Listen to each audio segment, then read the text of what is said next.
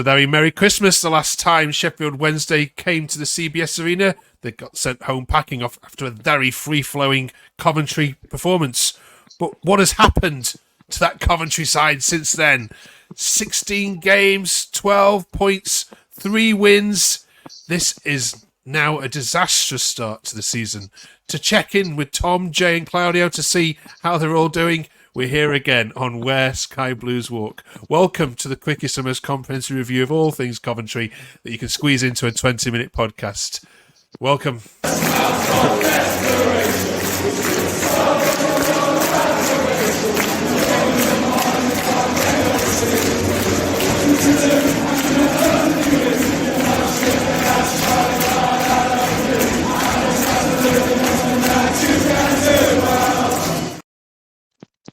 Right, let's put all the gloom behind us. Well, we've got 2 home games now. This week we're going to be 6 points. I'm sitting here next week with a nice big smile on our face. Claudio, welcome back. Good to see you. How have you been doing? Not too bad. I'm still breathing, just about.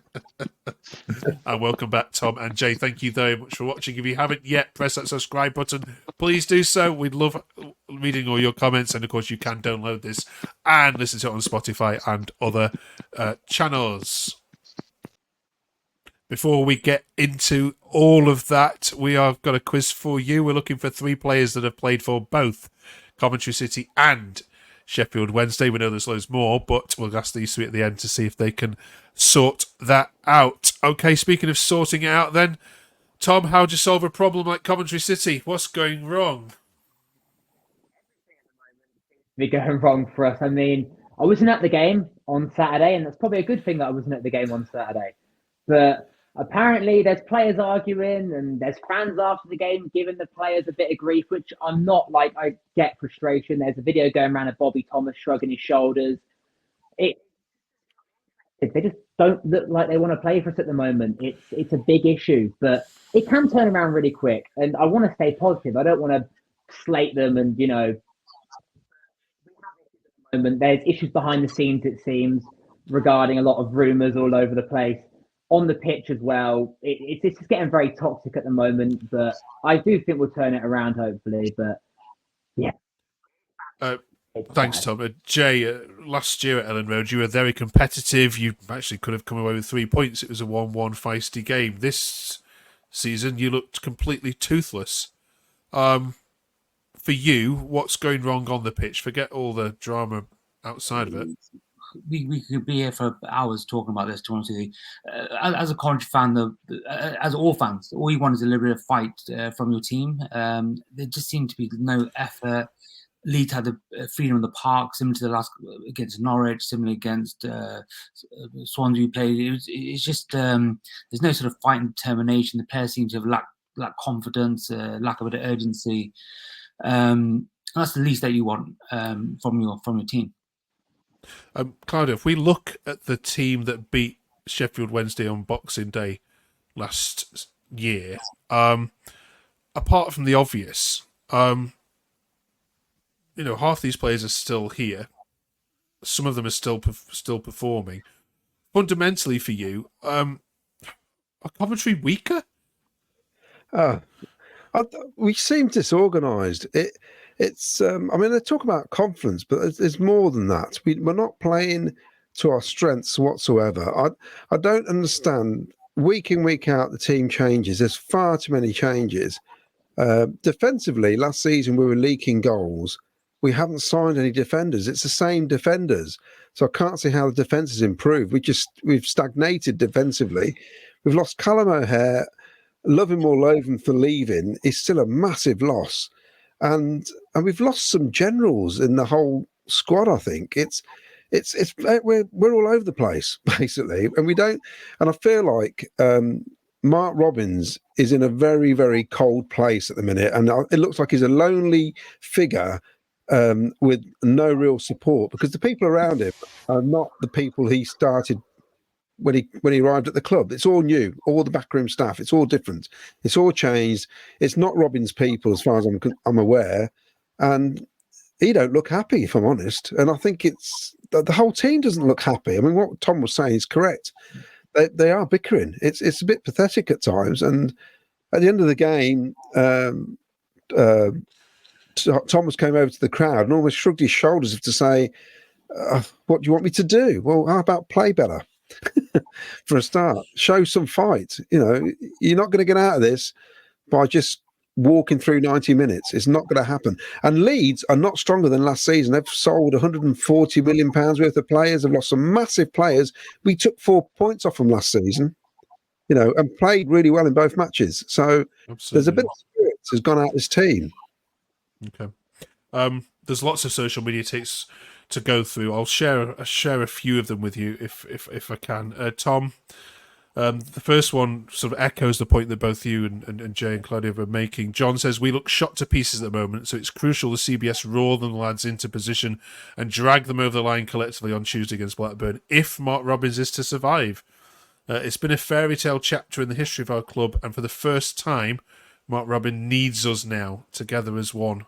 And added to that, Liam said, as much as I'm a Robins in, I do fear if we lose against Blackburn and Saturday, Doug might call it a day. And whatever day is decided, it'll be the worst day in modern Coventry City history. 8 years of building thrown away because of a bad start we have every single year. Tom, if he loses against Blackburn and against Sheffield Wednesday, it's inconceivable I'm asking this question, but could this be curtains next Monday for Mark? Obviously, I would give him to the end of the season. I say back him in January. For what he's done for our club, I'd give him all the time in the world.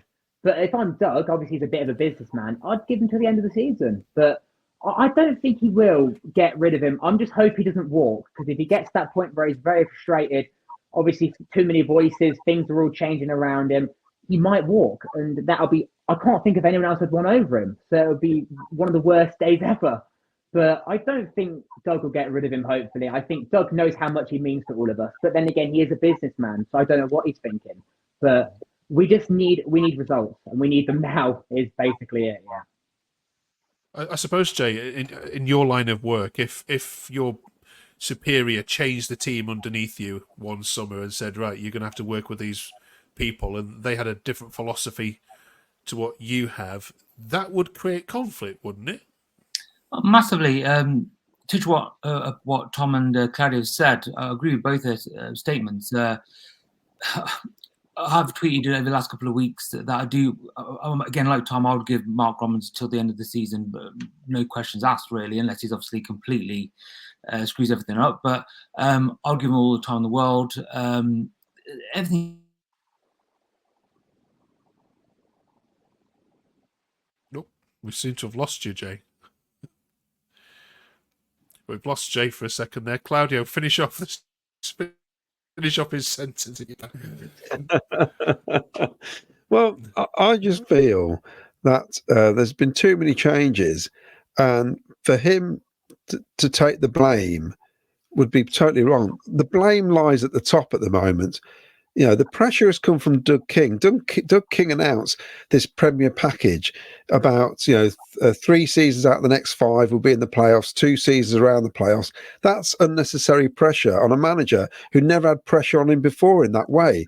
The chairman, the owner, has promoted all this. It's not come from Mark Robins. Mark Robins played it down. The fans have bought into this by buying these Premier package season tickets. We've got record season ticket holders, and all I've seen that's happened is that we've lost 2 of our best players we've had in years, in Gyökeres and Hamer. O'Hare has now gone. Casey Palmer's now gone. The promise of contracts being honoured haven't been honoured. That's through our chairman. That's nothing to do with Mark Robins. He has no control whatsoever of the players coming in at the moment. And I think this is what the problem is. I could list off a whole list of players that we've had on loan. One of them played in the Champions League final last season. Ostergaard won the league with Naples in Italy. I could go on and on. Gyökeres is like the best goal scorer in Europe at the minute. We've got rid of these players. These players came through the loan system. For some reason, our owner doesn't want to loan anybody, which is ridiculous. I think every club who's been promoted has had loan players. It's a stupid stance, and I think the person who's going to end up carrying the buck is Mark Robins, totally unfairly, as far as I'm concerned. The bloke is the third best manager in living history. for Coventry City Football Club, and his win rate is incredible as well. Not won many recently, obviously, but on the whole, his win rate is superb, and he deserves more than the end of the season. I'd sooner Doug King went than Mark Robins went, to be honest. Get Mike Ashley in now. Where are these Mike Ashley rumours coming from? I've seen a few things saying... He owns the stadium. Me, I'll start him. Yeah, I mean, Doug King does not have experience in running football clubs, does he?